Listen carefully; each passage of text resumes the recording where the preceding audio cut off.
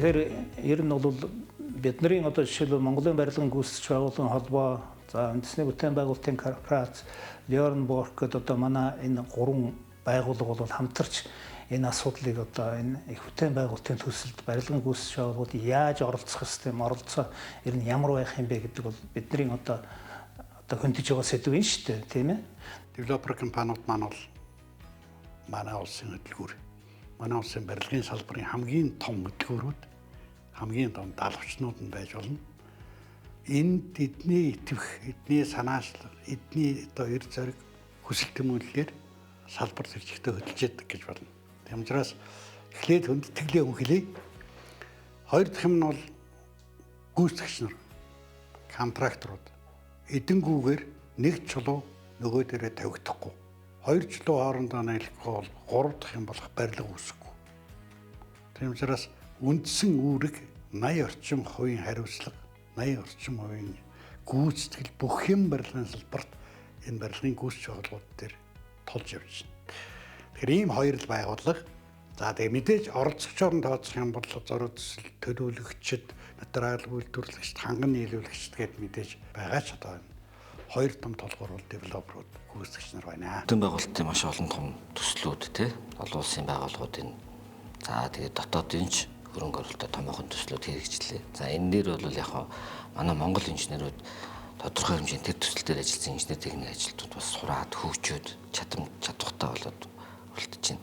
Гэхдээ энийг бид нар цаашаа энэ нийт инженерүүдэд энэ нав авах түгээхтэй энэ шийдэл тооцооллыг бид нар бас тэгж танилцуулдаг байх. Инженерүүд маань энэ дээр суурилсан дараачийн төслүүд дээр энэний хэрэгжилтэн дээр бас энэ асуудлуудын за тодорхой хэмжээнд алдаа гарсан ч гэсэн нэрийг нь давтахгүй тийм иймэрхүү байдлаар явах энэ тасралтгүй мэргэжил дэвшлүүлэхийн тогтолцоо маань одоо манай инженерүүдийн холбоо хариуцаад мэргэжлийн холбоотой хамтраад хийж байна. Бодит гүйцэтгэл гаргахын тулд бид нар өөрсдийнхөө судалгаа хөгжүүлэлтийг буюу одоо яг үндсэн байгууллага сайжруулах тэр одоо төслийн менежментийг нэвтрүүлэх ч гэдэг юм. Энэ дээр бид нар хүн хүч, хөрөнгө, санхүү, цаг хугацаа одоо зарцуулж чаддаггүй. Тэгэхээр гадны улс оронд бол яг энийг одоо төрөлжиж судалдаг тийм илүү үр бүтээлтэй, зохион байгуулалттай илүү одоо ашигтай тийм шийдлүүдийг гаргахад бол зөвлөх багууд, think tank байгууллагууд ингэж ажилдаг байна. Яг нь туршлагаа нэг нэгнтэйгээ хуваалцсан гэдэг бол энэ хүн мэдээж нэгдүгээрт тухайн хүн өөрөө сайжирч байна. Өөрийнхөө мэдхгүй юмыг бусдаасаа сурж байна. Хоёрдугаарт хүнд мэддэг юм заана гэдэг чинь тухайн хүн тухайн зүйлээ бүр илүү одоо сайн суралцсан гэсэн үг. За тэгээд тэрнээс гадна одоо би зөвхөн өөрийнхөө мэддэг зүйлээ өөртөө хадгалаад авах биш. Одоо адилхан мэрэгчлээ хүмүүс туршлагуудаа олон хэдий хуваалцах тусмаа одоо энэ салбарт үзүүлэх одоо барилгын салбарын одоо инженер техник ажилтнууд илүү туршлагатай болох, илүү сайжрах тэгснээрээ одоо салбартаа үзүүлэх нөлөө одоо илүү сайжирна гэдэг үднээс л манай клубын залуучууд одоо нэгдээд хамтраад одоо явж байна.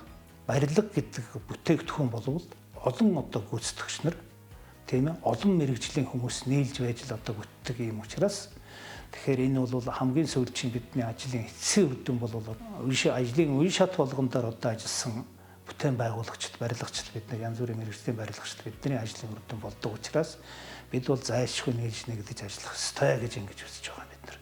Чадах уу, чадахгүй юу гэдэгт асуудал байхгүй л дээ. Дөрөвдүгээр цахилгаан станцын шинтгэлийн төслийг монголчууд хийсэн.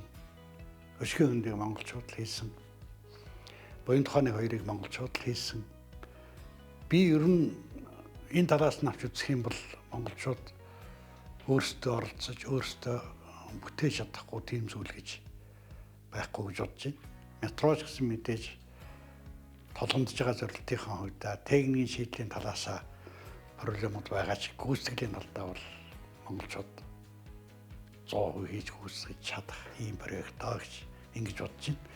Метроны туннелийн ажлыг 17.7 км гэх юм бол оюу толгойд бид нар туннелийн нэвтрэлт хийцсэн байна. Энд ажиллаж байгаа ажилчдын 92% нь монголчууд. Барилгын инженерийн зөв шийдэл гэдэг бол өөрөө хөрөнгө оруулалтын үр ашиг тий цаашаад бид төлөвлөлтөд хичнээн хэмжээний хөрөнгө оруулалт тий за дээр нь энэ чадамжтай холбоотой асуудал нь барилгын ажлын чанартай холбоотой за дээр нь ашиглалтын үеийн эдийн засгийн өрөө өгч тий. Энэ дээр гол энэ 3 том юм дээр тулгуурлаж байгаа юм. Тэгээ энэ дээр бол яг зөв шийдэлтэй инженер техникийн ажилтнууд оролцоод тооцоо шийдлээ гаргаад маш зөв ажиллаж чадах юм бол энэ томоохон төслүүдийн хүрээнд одоо инженеруудын л шийдэлж чадах хэрэгтэй гэж үзэж байгаа. Аливаа нэг ажил эхлэх, аливаа нэг өөрчлөлт шинжилтийг одоо салбарын хэмжээнд авчирч тэрийгээ одоо яг өөрийнхөө байгууллага дээр мэдэрч авахын тулд бид нэр өөрсдөө эхлээд надад ийм асуудал байна гэдгээ ингээд маш тодорхой гаргаж ирэх хэрэгтэй байт юм байна. За энийг бол гаргаж ирэх аргачлал нь байна. За тэрийг одоо түрүүний ярьдаг think tank байгууллагууд зохион байгуулад тэр асуудлыг маш системтэйгээр гаргаж ирээд системтэйгээр шинжилгээ ухаанд үндэслэж дүгнэлт гаргаад тэгээд тэрийг шийдэх цаашаа наривчлсан судалгаа хийгдээд тэр нь өөрөө одоо тий үр дүн болоод явдаг юм байна. Адилхан мэрэгжилтэй инженерингийн салбарт ажиллаж байгаа энэ чиглэлээр одоо сургууль төгссөн мэдлэгтэй залуучууд одоо хамтрах байдлаар бид нар ингээд тусдаа нэг газар ажил хийгээд яваад байна. Гэтэл эндээс одоо гарах үр дүн одоо маш бага. Хэрвээ адилхан одоо мэрэгжилтэй хүмүүс ингээд нэгдээд одоо өөрсдөө туршлага солилцох. За тэгээд энэ өөрснийхөө туулсан одоо авсан туршилгаа залуу инженерүүд хуваалцах. За тэгээд одоо энэ салбарт байгаа одоо ямар нэгэн одоо асуудлыг нэгтгэхэд одоо цааш нь уламжлах энэний асуудлуудыг гаргаж ирэх одоо гол зорилго байгаа. Томоохон төсөл хөтөлбөрүүд дээр тийм ээ би ойлгож байгаагаар томоохон ерөнхий гүйцэтгэгч гэж одоо бидний нэрлэгддэг бас байгууллагууд байж байгаа. Энэ байгууллагууд за тэгээд одоо хамтарч ажилладаг одоо энэ нэг төсөл хөтөлбөр дээр одоо ингээд бүр ажиллаа сурталчсан ийм байгууллагууд бас байж ш. Тийм улсууд бол одоо хүч бололцоогоо дээр нийлүүлж нэгтгэх нь одоо зүйтэй юм. Танихгүй байх бол одоо нэг асуудал.